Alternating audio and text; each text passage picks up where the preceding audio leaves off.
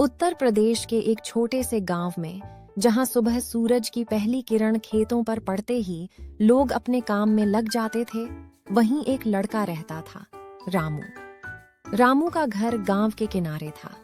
कच्ची दीवारें, ऊपर से फूस की छत और बरसात में टपकता पानी, यही उसकी दुनिया थी। उसके पिताजी हरिराम दिन रात खेतों में मजदूरी करते थे और उसकी माँ सीता घर के साथ साथ दूसरों के घरों में काम करके परिवार का सहारा बनती थीं। घर की हालत बहुत खराब थी। कई बार ऐसा होता कि रात का खाना भी पूरा नहीं पड़ता था। लेकिन इन सब के बीच रामू के अंदर एक अलग सी चमक थी, कुछ करने की, कुछ बनने की। वो बाकी बच्चों से अलग था।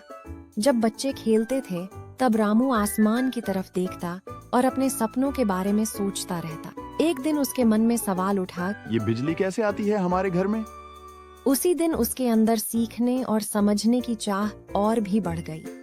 स्कूल में भी रामू का ध्यान हमेशा पढ़ाई में रहता था।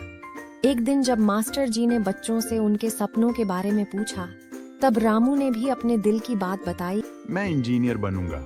उसकी इस बात पर कुछ बच्चे हंस पड़े। अरे, तेरे घर में तो बल्ब भी ठीक से नहीं जलता, तू इंजीनियर बनेगा? लेकिन उस दिन रामू ने मन ही मन ठान लिया कि वो अपने सपने को जरूर पूरा करेगा। मास्टर जी को उसकी आंखों में सच्चाई और लगन दिखी। उन्होंने उसे प्रोत्साहित किया और भरोसा दिलाया कि अगर वो मेहनत करेगा तो कुछ भी हासिल कर सकता है।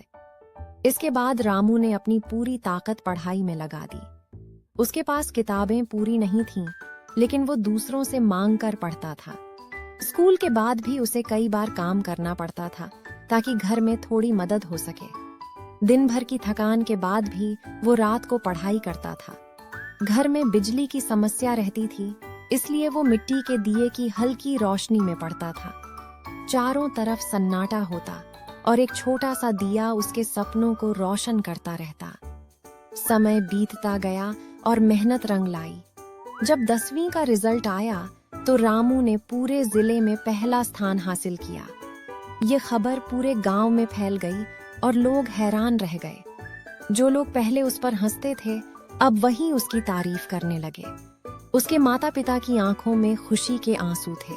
उन्हें अपने बेटे पर गर्व था। लेकिन अब उसके सामने सबसे बड़ी चुनौती थी, आगे की पढ़ाई के लिए पैसों का इंतजाम।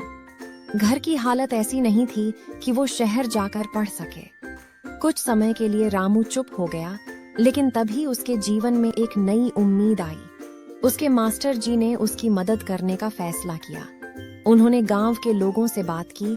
अगर हम सब मिलकर मदद करें तो ये लड़का बहुत आगे जा सकता है। धीरे धीरे गांव के लोगों ने मिलकर उसकी मदद की और उसके आगे की पढ़ाई का रास्ता खुल गया।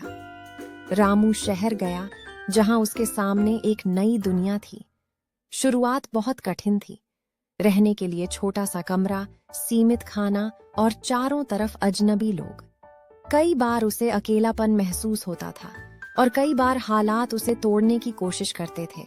लेकिन हर बार वो अपने सपनों और अपने परिवार की मेहनत को याद करता और फिर से खड़ा हो जाता। उसने खुद को पूरी तरह पढ़ाई में झोंक दिया।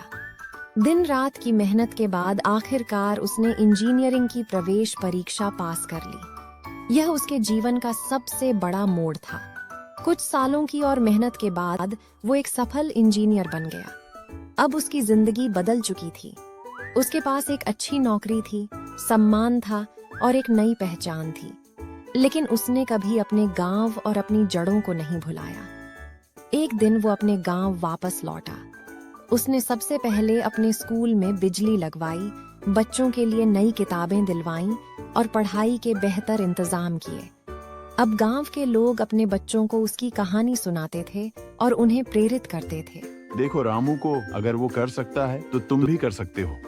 रामू का सपना अब सिर्फ उसका नहीं रहा, बल्कि पूरे गांव की उम्मीद बन चुका था। और इस तरह एक छोटे से गांव का लड़का अपनी मेहनत और हिम्मत के दम पर अपने सपनों को सच कर दिखाता है।